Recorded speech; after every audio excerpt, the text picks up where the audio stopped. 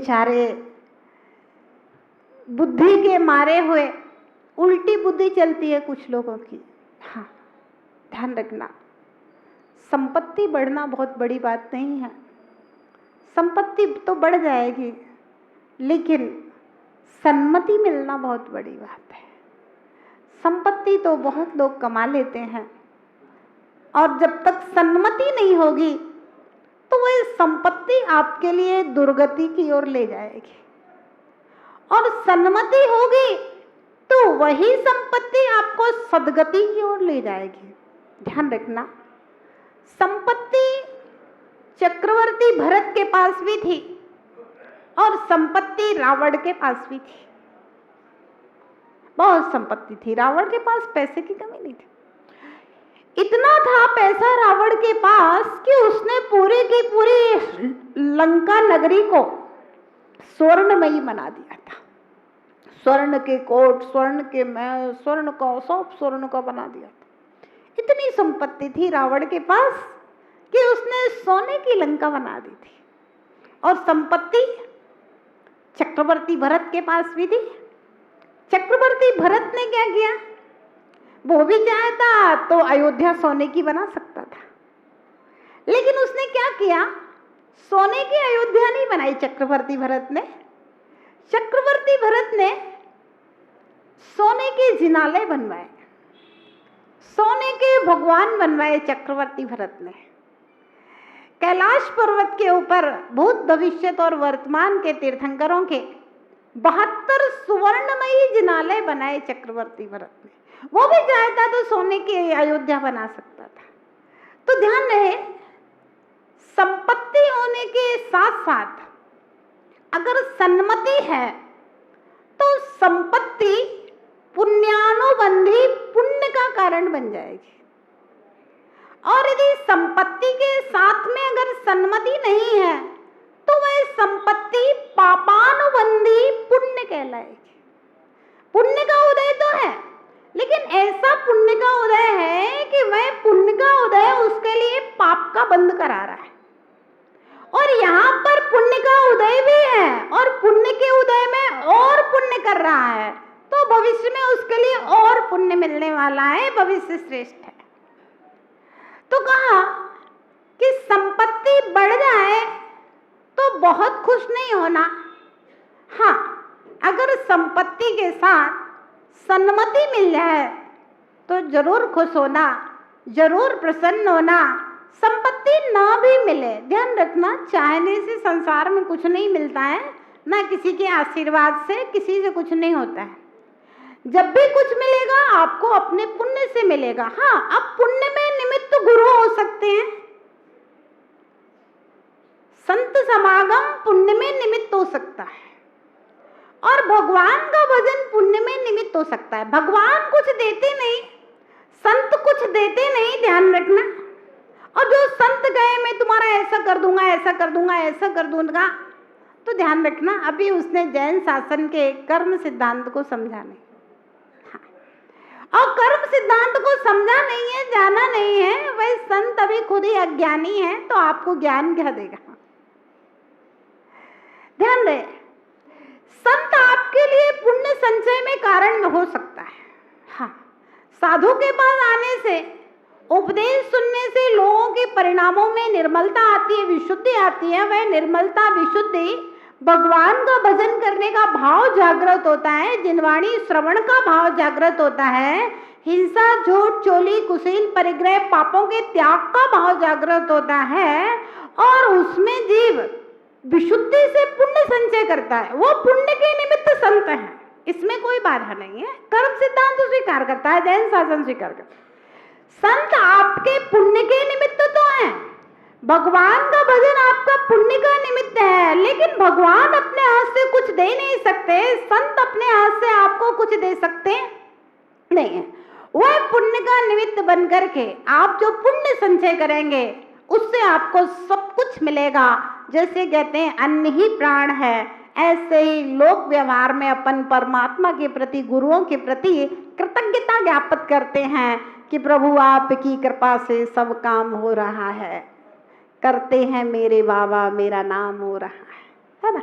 तो ये निमित्त की अपेक्षा से कह दिया जाता है। तो संत जो है वो आपको संपत्ति तो पुण्य से ही मिलेगी और पुण्य के कारण है, और संत सबसे बड़ी चीज ये है आपके जीवन में सन्मति के कारण संत है। संतों का उपदेश, संतों का व्याख्यान, संतों की देशना है ना, आपके लिए बहुत बड़ी सन्मति का कारण है। और जिनेंद्र भगवान की आराधना आपके पुण्य संचय करा करके संपत्ति का कारण है। इसलिए कहा है संत समागम प्रभु भजन जग में दुर्लभ। तो संत ने कहा जब मैं संसार में पापियों को देखता हूँ, दुखियों को देखता हूँ, पाप करते हुए लोगों को देखता हूँ, तो आचार्य उमा स्वामी महाराज लिखते हैं कि 5 पापों के विषय में ऐसा विचार करें कि दुख में हुआ, एक सूत्र है तत्वार्थ सूत्र के 7वें अध्याय का, दुख में हुआ हिंसा, झूठ, चोरी, कुशील, परिग्रह, कसाय, विषय सब दुख में हुआ, दुखी है ऐसा मानो, क्योंकि इनका फल जब आएगा ना उदय में विपाक काल, तब दुख मिलेगा।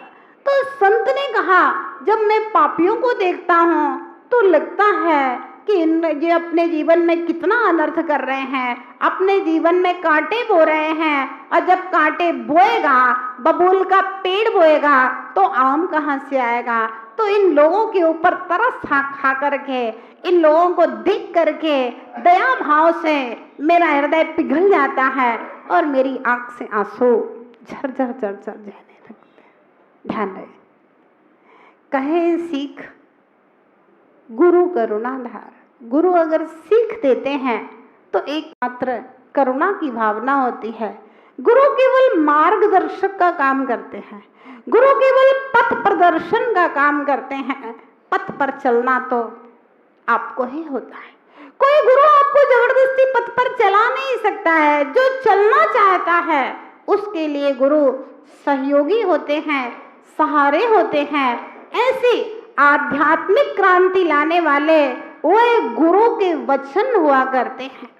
ध्यान रहे, कोयल के बोरों को देख, आम के बोरों को देख करके कोयल मधुर मधुर कूकती है, और आसमान में उमड़ते हुए गरजते हुए बादलों को देख करके मयूर नाच उठता है। ऐसे ही गुरुओं की वाणी को सुन करके भव्य जीवों का मन मयूर व्रत लेने के लिए, संयम लेने के लिए, भगवान का भजन करने के लिए, सदाचार पालन करने के लिए तत्पर हो जाता है।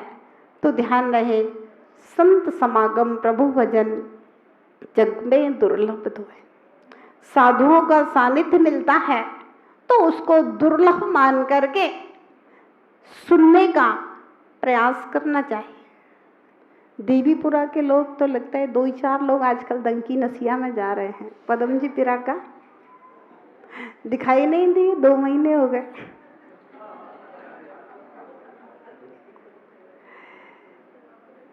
हाँ, संत का समागम अगर मिलता है तो आप देखिए स्वर्ग से सौधर्मेंद्र पृथ्वी पर आ जाता है। संत का समागम मिलता है तो भरत चक्रवर्ती कैलाश पर्वत पर भगवान आदिनाथ स्वामी की दिव्य ध्वनि सुनने जाता था। राजा श्रेणिक अपने राजगृही नगर से विपुलाचल पर्वत के ऊपर 6 किलोमीटर दूर जाया करता था, है ना। तो राजा श्रेणिक के पास हाथी था, भरत चक्रवर्ती के पास रथ थे, तो भगवान ने आपको भी पंचम काल के रथ दे दिए। दूर नहीं, अगर मन में भावनाएं हैं, मन में श्रद्धा है तो दूरियां बाधक नहीं होती, और अगर मन में श्रद्धा नहीं है तो ध्यान रखना, अगर किसी के घर जाके भी प्रवचन सुनाए जाएंगे ना, तब भी आदमी कहेगा माता जी समय नहीं है। ध्यान रहे, संतों का समागम बहुत दुर्लभ है और ये हमारे जीवन में आध्यात्मिक क्रांति लाने वाला है, हमारे जीवन को उत्थान उन्नति की ओर ले जाने वाला है, हमारी धर्म भावनाओं को जागृत करने वाला है, जागरण का संदेश देने वाला है। इसलिए कभी भी, कहीं भी, कैसे भी संत का समागम मिले तो उसका लाभ जरूर उठाना चाहिए। और जब कभी भी भगवान की भक्ति करने का अवसर मिले। ये मत सोचना कि एक बार तो हमने सिद्ध चक्र विधान में बैठ लिया, वो ही तो विधान है। अरे एक बार आपने इडली डोसे खा लिए, वही तो इडली डोसे हैं। क्यों दूसरे दिन फिर कोई फंक्शन हो तो आदमी को लगता है फिर दाल बाटी चाहिए, फिर दाल बाटी चाहिए। क्यों? अरे एक बार खा लिया, स्वाद ले लिया, बार बार क्या खाना है? ध्यान रखना, जब आध्यात्मिक रुचि नहीं होती तो लगता है यार एक बार कर लिया, अब दोबारा क्या करना है, पूजा क्या करना है। नहीं, पूजा के शब्द वे होंगे, उस पूजा से जो विशुद्धि बनेगी वह नवीन होगी, और उस विशुद्धि से जो आपका पुण्य संचय होगा वह नवीन पुण्य संचय होगा। तो हर बार बैठेंगे, हर बार पूजा करेंगे, नवीन पुण्य संचय। अरे एक ही दुकान पर रोज बैठते बैठते आदमी रोज नई नई दुकानें खोल के बैठे नहीं, जहाँ इनकम होती है ना, एक ही धंधा करने में मन लगता है, भाई इसी में इनकम हो रही है ना।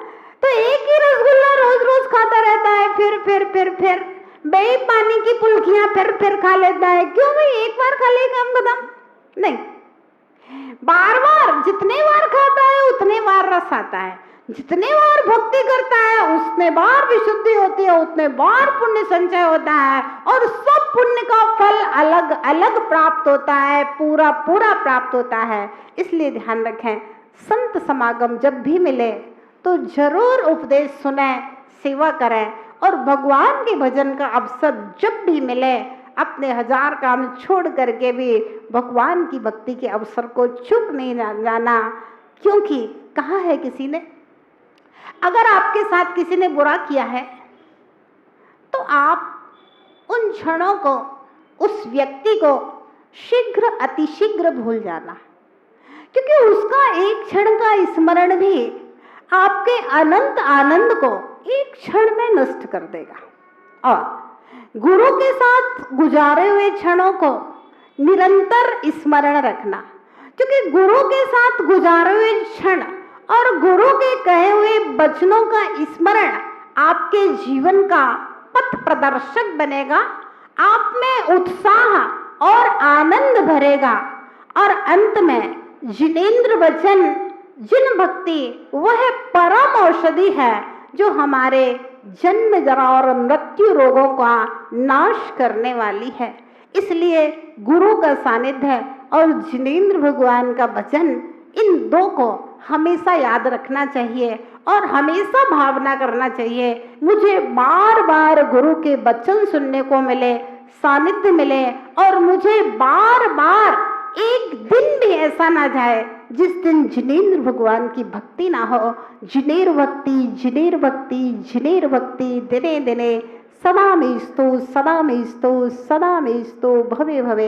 हे भगवान, जिनेंद्र भगवान की भक्ति हर दिन हो, और हमेशा जिन शासन का, जिन धर्म का, तत्वों के ज्ञान का अस्तित्व मेरे जीवन में रहे, यही हमारे आत्मा के परम कल्याण का निमित्त होगा। जय बोले महावीर भगवान। बच्चा ना रागी है, ना द्वेषी है, ना पापी है, ना हत्यारा है।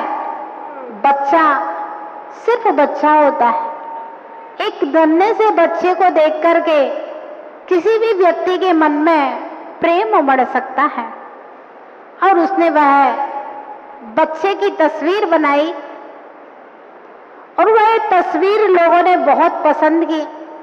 अपने अपने ऑफिसों में, घरों में, ड्राइंग रूम में, सब जगह लगाई, बहुत बिकी, खूब धन कमाया उस चित्रकार ने उस तस्वीर से।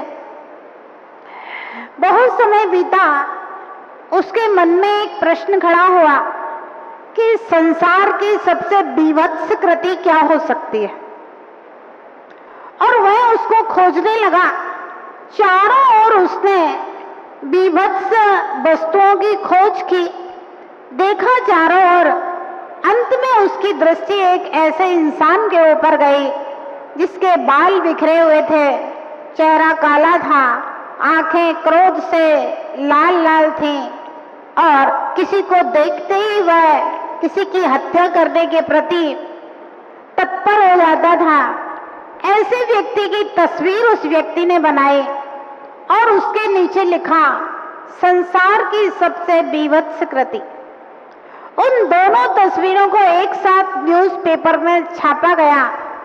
संसार की सबसे श्रेष्ठ कृति और संसार की सबसे बीभत्स कृति। नव्यात्माओं, वह अखबार उस व्यक्ति के पास पहुंचा जिसकी वह कृति थी। वह किसी जेल में पड़ा हुआ एक बहुत बड़ा अपराधी था। जैसे ही उसने अखबार में देखा उन तस्वीरों को, उसकी आंखों से अश्रु की धारा बहने लगी। सोच में डूब गया, विचारों में डूब गया। लोग विचार कर रहे थे, इतना क्रूर व्यक्ति, इसकी आंख से आखिर आंसू क्यों बह रहे हैं। पूछा गया, पता किया गया, निरंतर उसकी आंखों से अश्रु की धारा बह रही थी। भव्यात्माओं, वह एक अपराधी मन में विचार कर रहा था कि परमात्मा ने मुझे इस संसार में सबसे सुंदरतम कृति बना करके भेजा था। क्योंकि वह जो बच्चे की फोटो थी वह उसी अपराधी की बचपन की फोटो थी, और जो सबसे बीभत्स कृति की फोटो थी वह उसी अपराधी की जवानी की फोटो थी। ध्यान रखना, संसार में जितने भी बच्चे पैदा हुए हैं उन सब बच्चों के अंदर महान बनने की संभावनाएं भी हैं, और उन सब बच्चों के अंदर हैवान बनने की संभावनाएं भी हैं। वह अपराधी विचार कर रहा था कि मेरे माता पिता ने मुझे स्कूल भेजा था पढ़ने के लिए। मेरे माता पिता ने हमेशा मुझे अच्छे से अच्छे कॉलेज में पढ़ाया, अच्छे से अच्छे हॉस्टल्स में रखा, लेकिन मेरी स्वयं की परिणति पढ़ने की नहीं थी। मेरी स्वयं की इच्छा हमेशा शैतानी की रहा करती थी। तो मैं स्कूल में पढ़ता नहीं था, बल्कि बच्चों के बैग में से चोरियां करता था, बच्चों को मारता था, बच्चों को पीटता था, स्कूल की सामग्रियां कभी टेबल तोड़ता था तो कभी बोर्ड तोड़ता था, कभी किसी बच्चे की सामग्री चुराता था, कभी किसी बच्चे की शर्ट में कैंची लगा देता था, कभी किसी की गाड़ी के टायर में ब्लेड लगा देता था। मैं निरंतर बचपन से ही शैतान था।